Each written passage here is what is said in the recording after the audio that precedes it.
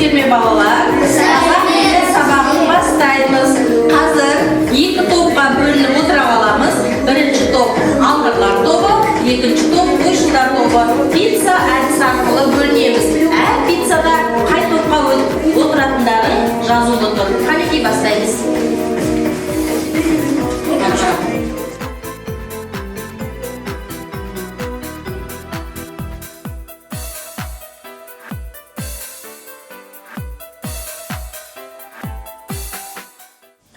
Балалар, қазір біз қол шатыр әдісі арқылы өткен сабақты пысықтаймыз. Қанекей балалар, бір-бірден келі жаңбыр тамшыларын алып, сұрақтарға жауап береміз. Мади, келе қойшы. Зат есім егемісіне. Заттардың атын білдіретін сөздерді зат есім дейміз. Зат есімдерге кім, не, кімдер, нелер деген сұрақтарға жауап береді. Мысалы, құрылысшы, дәрігер. Отыра ғой. Есім дегеніміз не?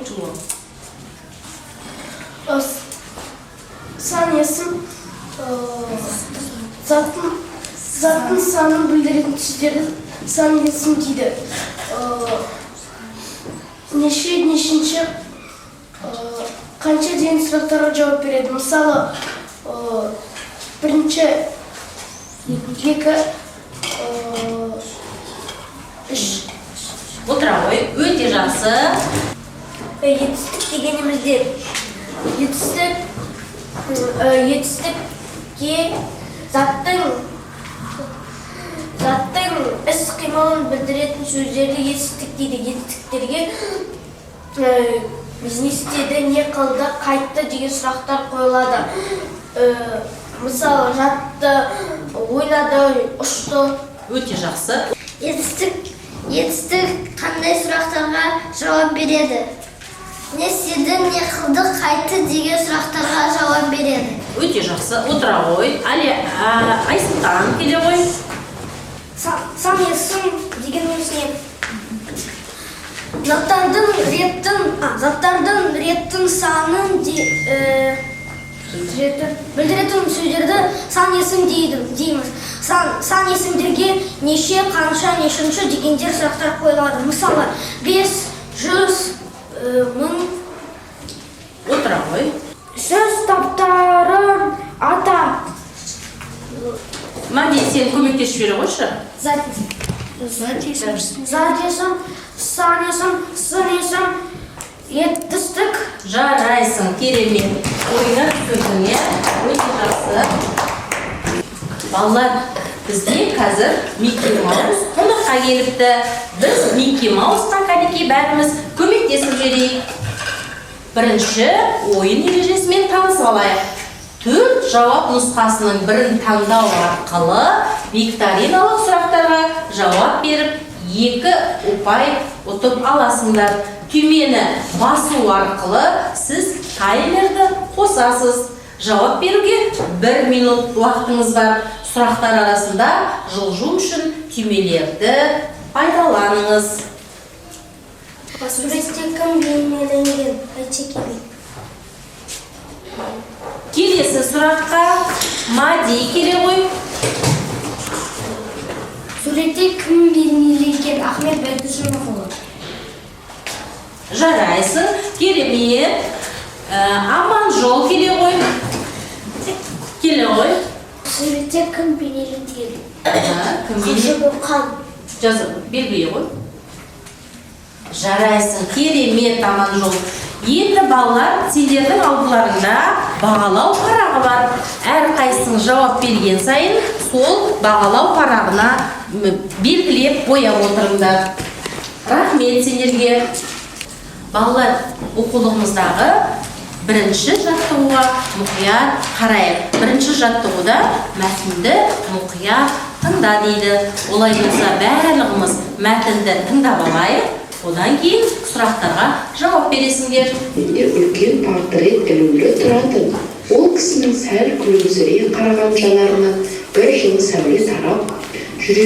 Балалар, мәтін кім, не туралы екен? Кім айтып жүреді, Қанекей? Ақылжан айта қойшы. Үлкен портрет туралы.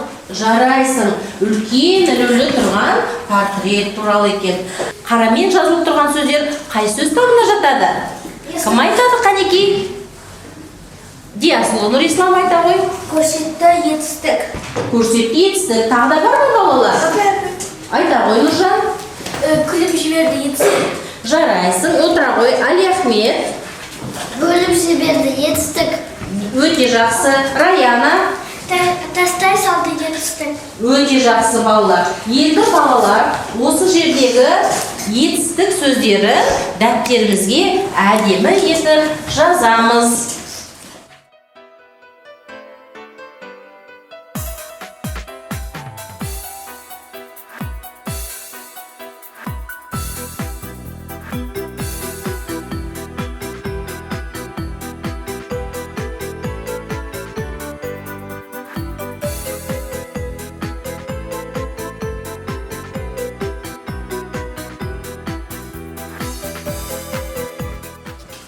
Балалар, осы мәтінде бізде ұлы деген сөз кездесті, иә? Ұлы деген сөзді кім қалай түсінеді? Кім айтып жібереді, Қанекей? Ұлы деген сөзді қалай түсінесіңдер? Қанекей айта ғой, Нұржан айта қойшы маған. Ұлы деген сөзді қалай түсінесің? Ұлы сөзінің мағынасы өте көп және терең. Атасы ұлы сөзінің мағынасы елге сыйлы халықты адамы ретінде көреді. Мысалға Момышұлы сөзінде ұлы сөзі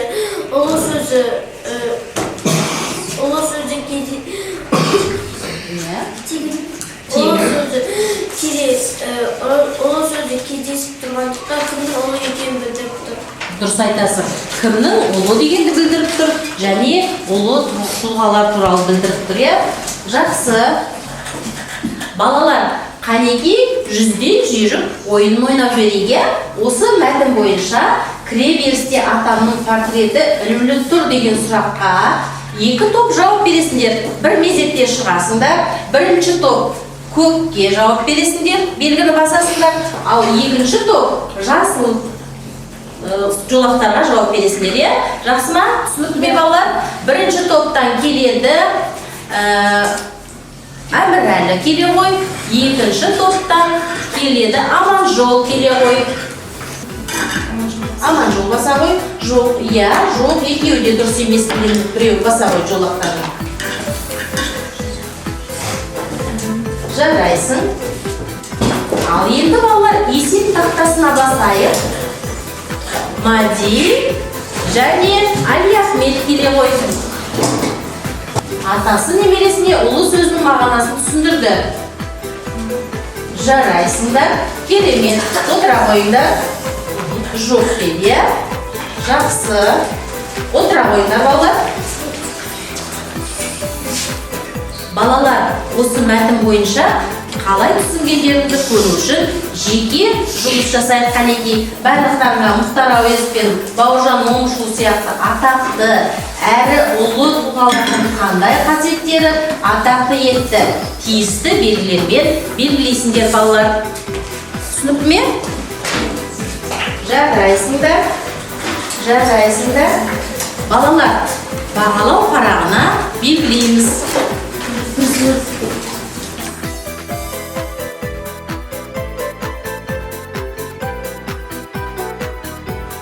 Тақтамен жұмыс жасаймыз. Екінші жаттығуға бәріміз көңіл аударайық.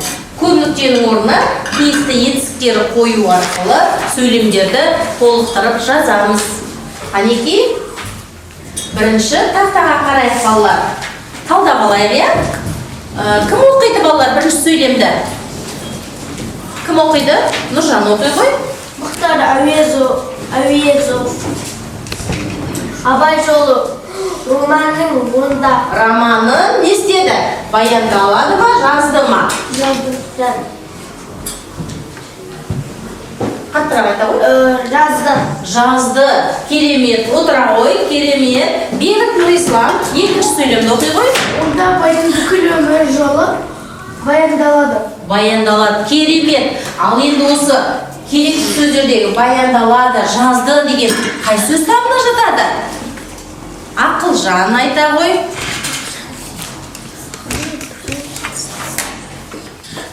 жетістік. Дұрыс айтасың, отыра ғой.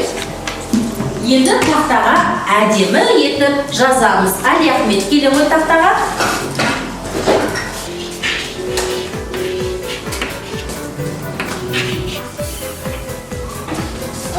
Али Ахмет, енді ма? Енді етістіктердің астын сыза ғой.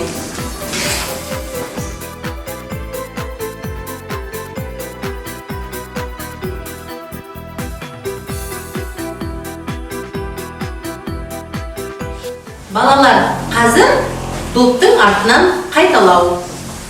Мен не істеймін, соны қайталайсыңдар, иә? 1, 2, 3.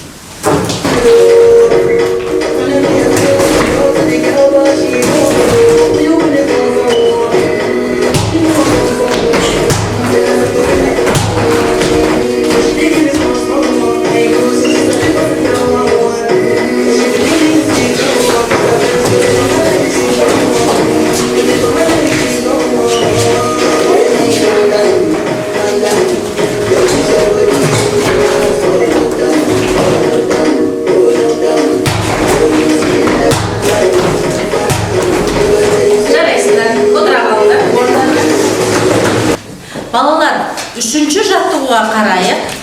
Үшінші жаттығуды жұптық жұмыс жасаймыз. Кім не істейді? Екі бағанды сәйкестендіресіңдер.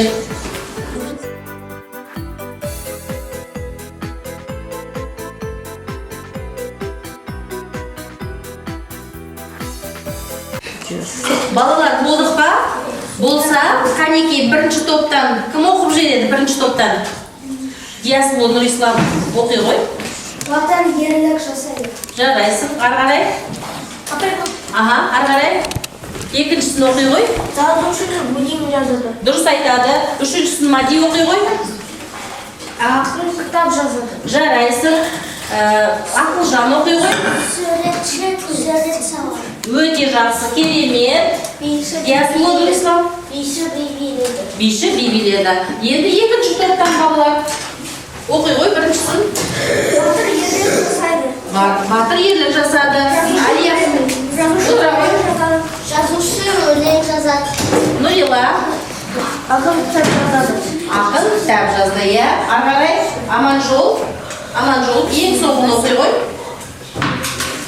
Биші би билейді. Жарайсың, керемет. Отыра қойыңдар. Енді балалар бағалау парағына осы орындаған тапсырмаларыңды бояймыз. Балалар, енді ойлан тап ойын арқылы екі топ ойын ойнап жүрейік.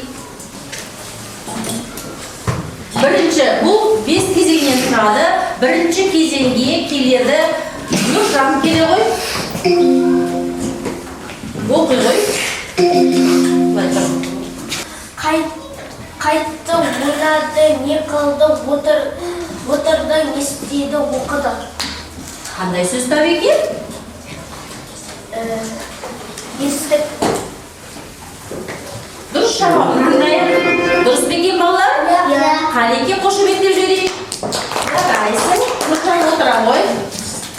Екінші Мади келе ғой. Оқыды.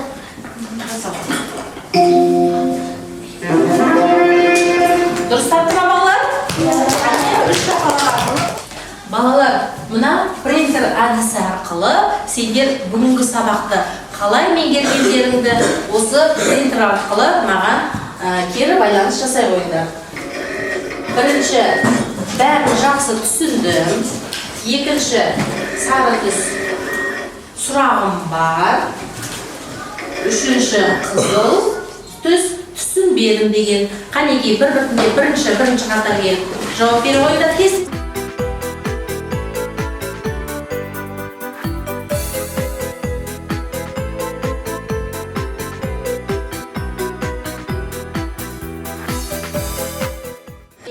Жарайсыңдар. Балалар, енді қазір сендер маған ұстазға хат деген бүгінгі сабақта не түсіндіңдер? Соны маған бір ауыз сөзбен жазып бересіңдер де мына почта жәшіктеріне саласыңдар. Жақсы ма балалар?